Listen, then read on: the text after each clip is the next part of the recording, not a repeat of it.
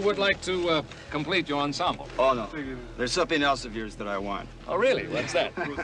Your ass! There are movies that entertain you, and then there are movies that become a piece of living history. Films so chaotic, so unplanned, and so gloriously out of control that the stories behind them are more interesting than anything on the screen.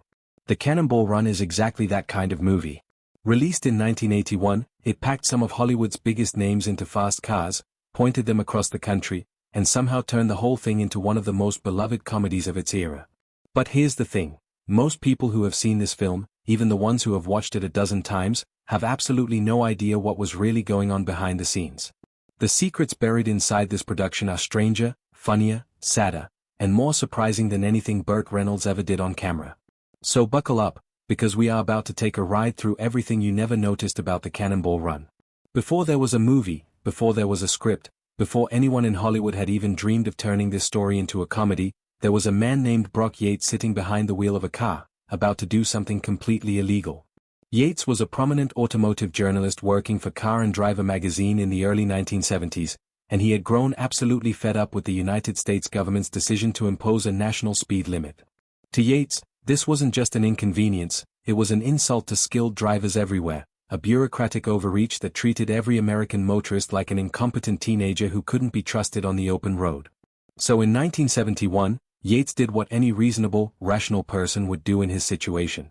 He called up legendary racing driver Dan Gurney, climbed into a car, and drove from New York City to Redondo Beach, California as fast as humanly possible. No permits, no official sanction, no concern whatsoever for whatever the highway patrol might think about the whole arrangement. They completed the coast-to-coast run in just under 36 hours, and Yates called it the Cannonball Baker Sea to Shining Sea Memorial Trophy Dash, a gloriously ridiculous name for a gloriously ridiculous act of vehicular rebellion.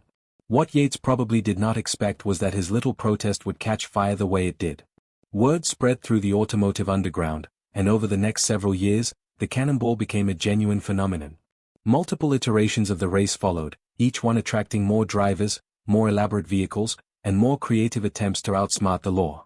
Competitors showed up in exotic European sports cars, souped-up American muscle machines, and, in one of the most audacious moves in the history of transportation, a fully operational ambulance, complete with flashing lights, a fake patient in the back, and a team dressed in medical uniforms who successfully convinced multiple police officers that they were on a genuine emergency run. The beauty of the original Cannonball was that it had no rules, no governing body, and no safety net. It was pure, unfiltered American rebellion dressed up as a sporting event, and the country absolutely loved it. When Hollywood eventually came knocking, the job of turning this story into a film fell to Hal Needham, a director who had spent decades as one of the most daring stuntmen in the business. Needham understood instinctively that the Cannonball's appeal wasn't really about cars or speed, it was about attitude. It was about the gleeful refusal to be told what you could and couldn't do. That spirit, more than any specific plot point or character, became the beating heart of the 1981 film. One of the most quietly remarkable things about the Cannonball Run is that the man who invented the entire concept, Brock Yates himself, actually appears in the movie. Not in a starring role, not even in a role that gets mentioned in any interview or promotional material from the time. He simply shows up, plays a race official in the background, and goes about his business as though this were completely normal. And in a sense, it was completely normal, because Yates was doing in the movie exactly what he had done in real life, organizing the Cannonball. He had invented it, he had driven in it, and now he was watching Hollywood recreate it with Burt Reynolds and a cast of comedy legends, and he was standing right there in the middle of it. There is something poetic about that detail that tends to get lost in conversations about the film. The Cannonball Run is not a movie that invented something from scratch, it is a dramatization of actual events involving actual people, and one of those actual people was quiet enough, and perhaps humble enough, to simply take a small role and let the professionals handle the rest. Yates never made a big deal of his cameo. He wasn't there to steal scenes or remind everyone that none of this would exist without him. He was there because he loved the Cannonball, and being on set was just another way of being part of it. Speaking of the ambulance, here is a detail that almost nobody knows, and it is genuinely extraordinary. The battered Dodge ambulance that appears in the film, the one that Burt Reynolds and Dom DeLuise drive while wearing doctor costumes and pretending to be on emergency medical business, was not a prop vehicle sourced from a studio warehouse. It was the actual ambulance that Brock Yates and Hal Needham had used in the real 1979 Cannonball race. Think about that for a moment. Yates and Needham had purchased a functioning ambulance, recruited a fake doctor, installed a patient in the back, and driven that vehicle across the United States in a completely illegal race, successfully fooling law enforcement along the way. Then, when it came time to make a movie about the Cannonball, they went back and got the same vehicle, the one that had already lived through the real thing, and put it back on screen. The ambulance had already done the actual job before it became a movie prop. Near Palm Springs during the real race, the vehicle had even caught fire from overheating in the desert heat, and the team had pushed through anyway and finished the run. So when audiences watched that ambulance bouncing across the screen in 1981, they were looking at a vehicle with a genuine story. Every dent, every scratch, every bit of wear on that Dodge was earned on an actual cross-country run. It was, in the truest possible sense, the real deal.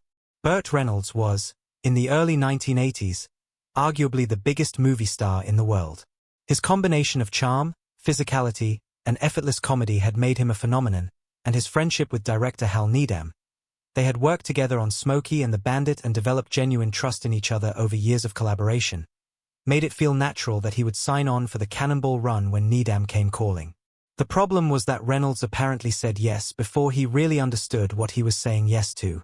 Once filming began and he got a proper look at the script, Reynolds was not impressed. In later interviews, he was remarkably candid about his feelings toward the film, calling it one of the decisions he was least proud of in his entire career. He found the material too broad, too silly, and too reliant on the kind of lazy comedy that he didn't think was worthy of the cast assembled to perform it. He made no secret of the fact that the paycheck and his loyalty to Needham were the primary reasons he showed up every day. And yet, and this is the part that makes the whole story so deliciously complicated, audiences disagreed with him completely. The Cannonball Run was a massive box office success. It made an enormous amount of money, it connected with viewers in a way that more carefully crafted films sometimes fail to do, and it remains one of the most affectionately remembered comedies of its decade. The very film that Reynolds found embarrassing turned out to be one that fans never stopped loving. There is a lesson in that somewhere about the difference between what artists think they're making and what audiences actually receive. If Burt Reynolds was unhappy with the film from the beginning, Farrah Fawcett had a completely different problem. She didn't understand what the film was until it was over.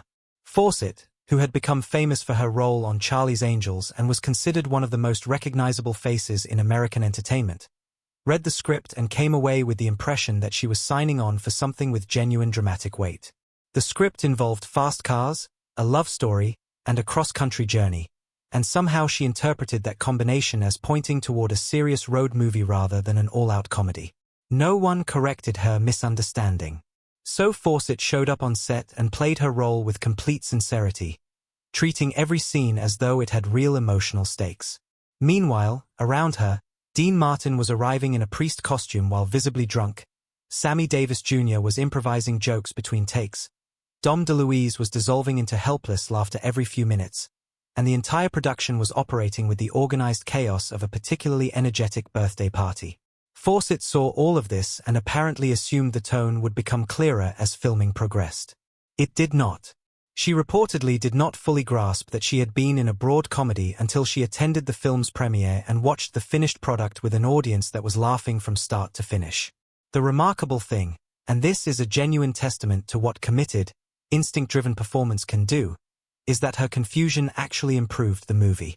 By playing her character completely straight while everyone around her descended into absurdity, Fawcett created a comic contrast that made the comedy around her land even harder.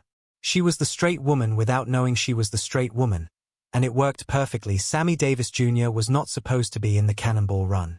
The role that he ultimately played, one half of a comedy duo with Dean Martin, both of them dressed as priests and improvising their way through scene after scene, was originally written for Don Rickles, the legendary insult comedian.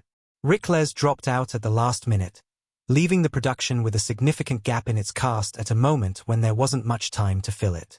Davis stepped in with virtually no preparation time, and what followed was one of those rare instances in film history where a piece of last-minute casting produces results that far exceed anything the original plan might have delivered. Davis brought an energy and spontaneity to his scenes that felt completely alive, partly because he genuinely was improvising much of his dialogue and partly because his chemistry with Dean Martin, a friendship that had been developing for decades through their years together in the Rat Pack, was entirely authentic. They weren't performing a friendship on camera. They were expressing one. His scenes became some of the most quoted and remembered moments in the film. When you talk to people who love the Cannonball Run, Davis's performance is almost always among the first things they mention. The actor who was never supposed to be there ended up being one of the primary reasons anyone still talks about the film. There is a moment while watching the Cannonball Run when you might notice that Dean Martin and Sammy Davis Jr. seem slightly too comfortable, slightly too loose, slightly too genuinely amused by everything happening around them. That observation is entirely correct. The drinks in their hands during filming were not props filled with apple juice or cold tea. They were actual alcoholic beverages, and the two performers were consuming them between takes and sometimes during them. Director Hal Needham, a man who had spent his career doing physically dangerous things for other people's movies and had developed a very high tolerance for unpredictability, watched what was happening and made a decision that would prove to be one of the smartest calls in the film's production. Rather than intervene, he simply let the cameras keep rolling. He understood that the loose, unpredictable energy Martin and Davis were generating was something no script could produce. It was the product of genuine comfort, genuine friendship, and a genuine willingness to be completely ridiculous in front of an audience.